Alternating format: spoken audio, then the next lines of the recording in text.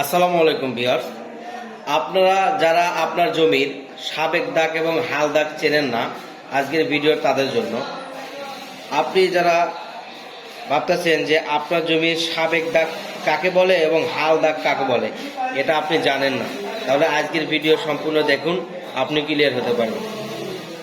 সুপ্রিয় দর্শক মণ্ডলী, যেটা সাবেক দাগ বলা হয়, পর্সার বাঁ প্রান্তে থাকে। সাবেক দাগটা পর্সার মাঠ পর্সার বাঁ প্রান্তে থাকবে এবং হাল দাগটা ডান প্রান্তে থাকবে। তাহলে আমরা কিভাবে বুঝবো যে সাবেক দাগ কেন হয় এবং হাল দাগ কেন হয়?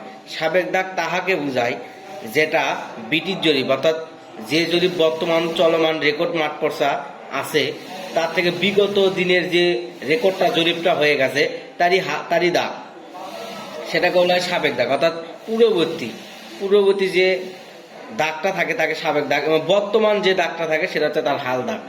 যেরকম সিএস জরিপটা হয়েছিল 1928 সালে, তারই প্রেক্ষিতে এই যে 1597 দাগটা তখনকার, অর্থাৎ আগেকার দাগ, ব্রিটিশ আমলকার। এখন বর্তমানে 1992 থেকে যে জরিপটা হয়েছিল বাংলাদেশে, সে জরিপে বর্তমানে আপনাকে এই দাগটা দিয়েছে 2772। বর্তমান নতুন জরিপে এই হাল মানে বর্তমান দাগটা আসবে এই 2772।